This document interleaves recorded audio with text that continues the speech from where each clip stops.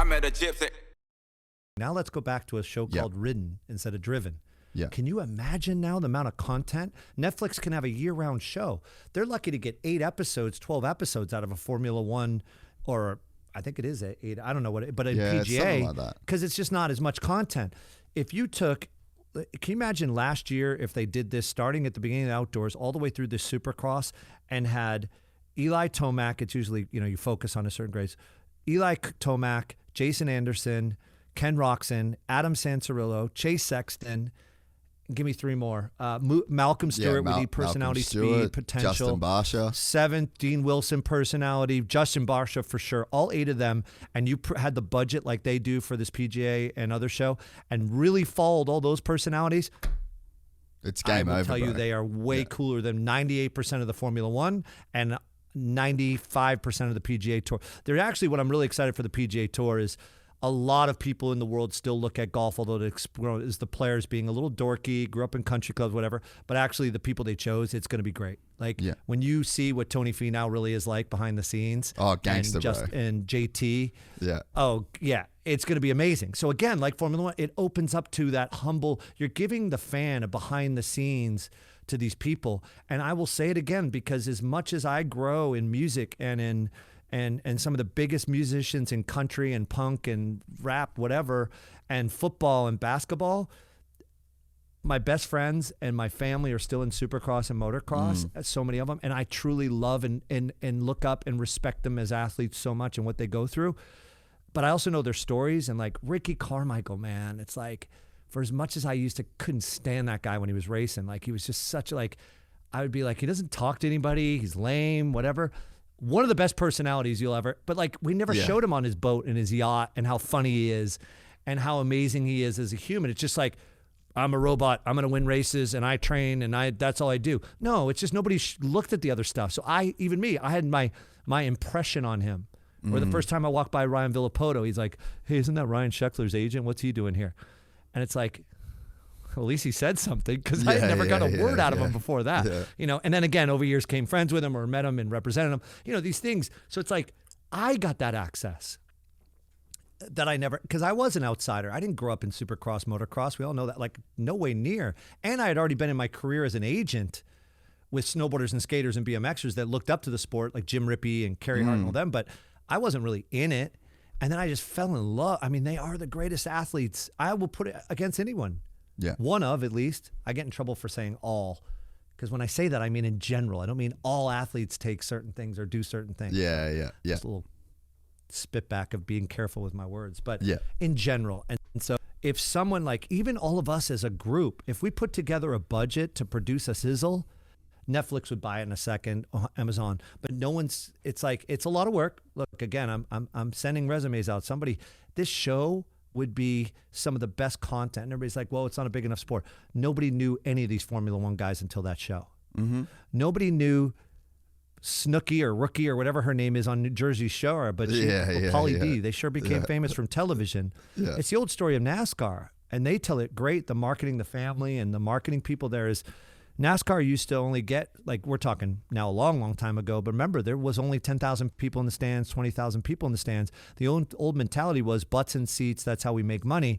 And they fought going on a big television platform. But remember when NASCAR got national television exposure, 200,000 people went in those stands because they found a new audience than just the diehard NASCAR fan.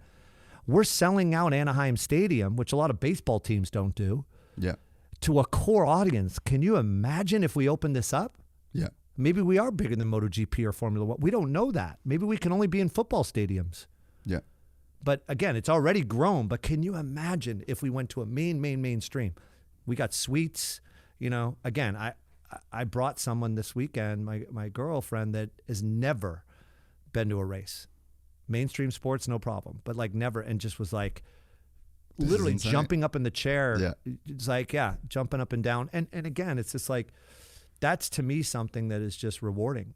We got to do something about it. Man, the other thing is from that whole content, like Drive to Survive, like if we made Ride to Survive, like we got the Drive crew. to Survive. Why'd I call it Driven?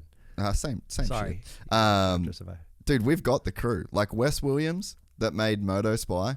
Like the budget, that's just a Red Bull, a budget. That's like a web series that Red Bull kind of budgets out. Essentially, that's what that is. But that was our version of Drive to Survive or Ride to Survive or whatever.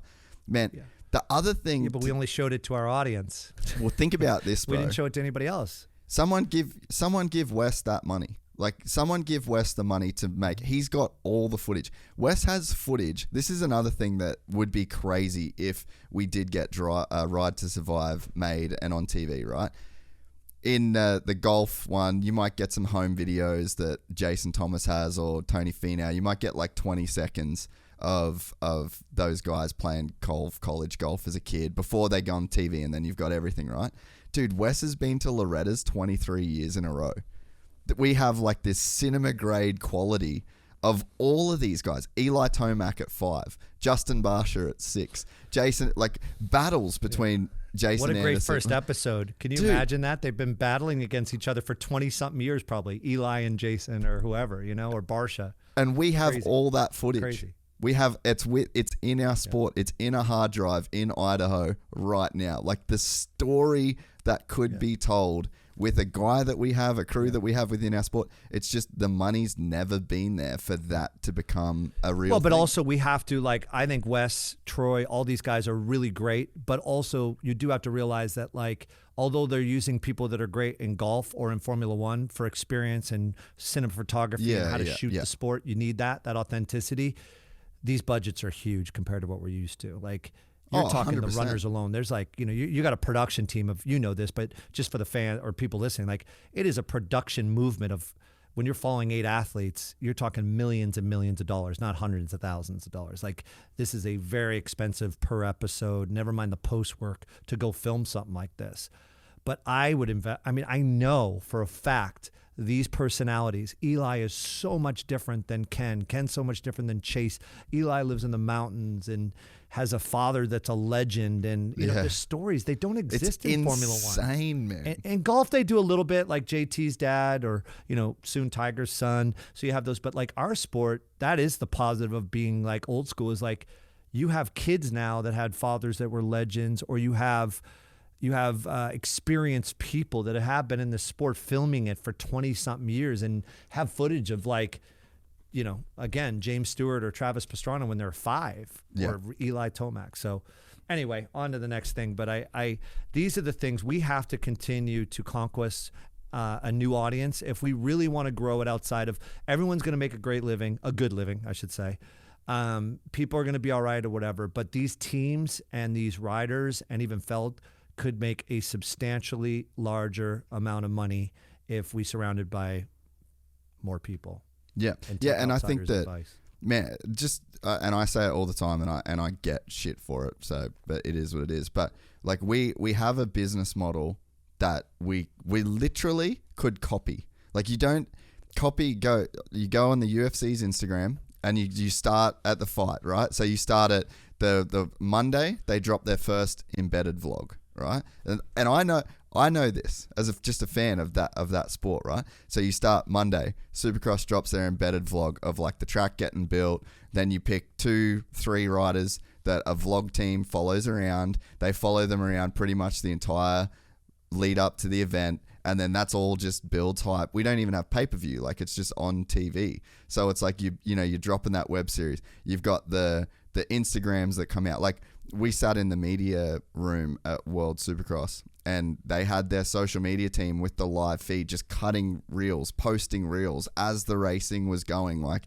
there's a formula out there that exists that took a sport of fucking cage fighting that had headbutting legal in 1998, right?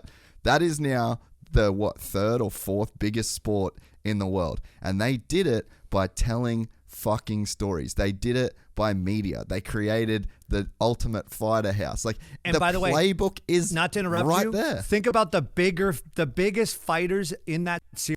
Connor, Sean O'Malley, all of them, they looked up to action sports guys, how they created their image. 100%. They'll tell you that. Yeah. Or a musician or whatever it is. Like, they literally didn't recreate the wheel. They copy. I've done it over and over again as I expand into other sports and music. I do the same thing I did in 1999 when I did the first video game in snowboarding. I'm just replicating the same thing. It's not rocket science, people. And so that's what I mean. It's like Formula One. Look, the one thing I'll say is Supercross, when you watch it racing or outdoors, it's hard to watch and understand why is that guy, where's he at? He just got lapped or whatever else. But Formula One's just as hard. It's just like they fell in love with the characters and the sport and the people and the team managers. Roger DeCoster, Bruce, Keith, Tom, all these people, their personality. Like, again, we have to involve everybody in the show. There's characters all throughout this.